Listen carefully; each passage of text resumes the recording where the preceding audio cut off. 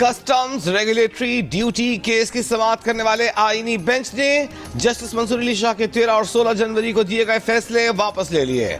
Justice Mansoor Ali Shah ने 13 जनवरी को article 191 की तशरीह से मुतालिक नोटिस जारी किए थे। आईनी बेंच का नजर अब्बास तौहीन अदालत केस का रिकॉर्ड कस्टम ड्यूटी केस से मुंसलिक करने का हुक्म। जस्टिस अमीनुद्दीन खान ने कहा कि 13 जनवरी को ऑर्डर दिया कि समाअत 27 जनवरी को होगी, फिर समाअत अचानक अगले रोज के लिए कैसे मुकर्रर हो गई। जस्टिस जमाल मंदखील ने कहा कि 3 रुकनी बेंच से एक जज अलग हो गए, क्या वो जज ऑर्डर दे सकते थे कि केस मखसूस बेंच के सामने लगे। जस्टिस हसन अजहर रिजवी ने कहा कि क्या बेंच दोबारा कायम करने का इख्तियार उसी जज के पास था, क्या आपको हम जजेस पर इत्मीनान नहीं। जस्टिस जमाल मंदखील का बैरिस्टर सलाहुद्दीन से मुकालमा, कहा नया सिस्टम किसी को पसंद नहीं तो वो एक अलग बात है। जस्टिस मोहम्मद अली बदर ने कहा कि केस को सुना गया, समझा जाए, उसकी इस्तिलाह कहाँ से आई। अटॉर्नी जनरल ने कहा कि उनके पास 13 जनवरी के 2 हुक्मनामे मौजूद हैं। पहले में कहा गया कि केस की आइंदा समाअत 27 जनवरी को है, दूसरे हुक्मनामे में कहा गया कि केस की अगली तारीख 16 जनवरी है। जस्टिस जमाल खान मंदखील ने कहा कि अदलिया की आज़ादी की फिक्र हम सबको है, काम ज़रूर करें लेकिन कानून के मुताबिक करें, गैर कानूनी तरीके से काम ना करें, ढंग से काम करें।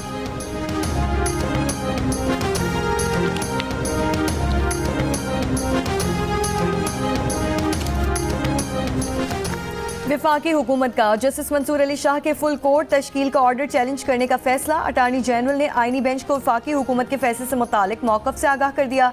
अटार्नी जनरल का कहना है कि फैसले में जस्टिस मंसूर अली शाह ने आज खुद नोटिस का इख्तियार इस्तेमाल किया। जस्टिस मंसूर अली शाह ये इख्तियार इस्तेमाल नहीं कर सकते थे। गैर आईनी फैसला होने की वजह से वफाकी हुकूमत इसे चैलेंज करेगी। गुज़श्ता रोज़ जस्टिस मंसूर अली शाह की सरबराही में 2 रुकनी बेंच ने एडिशनल रजिस्ट्रार नजर अब्बास के खिलाफ तौहीन अदालत केस का तहरीरी हुक्मनामा जारी किया। बेंचेस इख्तियारात का केस मुकर्रर न करने के मामले पर फुल कोर्ट बनाने के लिए फाइल चीफ जस्टिस को भेजी गई।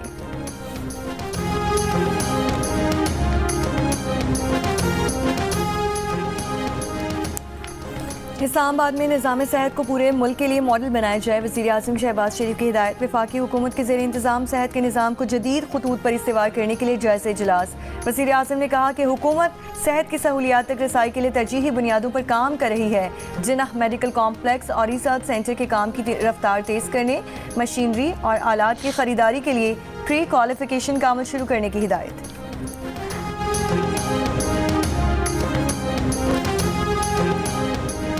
स्पीकर एयाज सादिक का पीटीआई कमेटी अरकान से राबिता। असद कैसर और उमर अयूब से कमेटी के इजलास में शिरकत पर गुफ्तगू।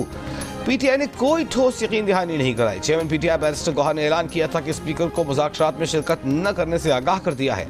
सेनेटर इरफान सिद्दीकी का कहना है कि हो सकता है कमीशन बन जाए, हो सकता है कमीशन ना बने और आप उस पर इत्तेफाक कर लें, लेकिन ये सब कुछ तो बैठकर बातचीत करने से ही होगा।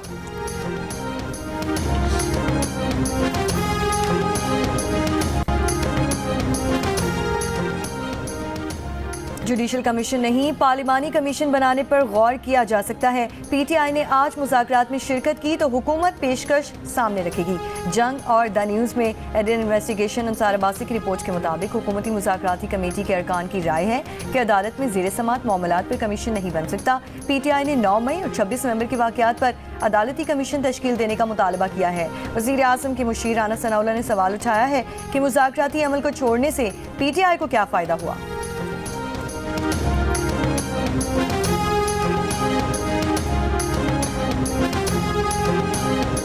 मसनूई ज़हानत की दुनिया में तहलका। मसनूई ज़हानत पर मबनी चैटबॉट डीपसीक R1 ने चैट जीपीटी को मात दे दी, बड़े बड़ों की मार्केट बिठा दी। अमेरिका, ब्रिटानिया और चीन में भी एप्पल के ऐप स्टोर्स पर टॉप रेटेड मुफ्त एप्लीकेशन बन गई। नोएडा, माइक्रोसॉफ्ट और मेटा जैसी अमरीकी टेक और एआई कंपनीज के हिस्से में गिरावट देखी जा रही है। टेक कंपनियों के 550 अरब डॉलर से ज्यादा डूब गए। $60 लाख की कम मालियत पर तैयार होने वाले चीनी चैटबॉट की मकबूलियत से अमरीका में मसनूई ज़हानत से मुताल्लिक ऐप्स पर अरबों डॉलर की सरमायाकारी पर सवाल उठ गए।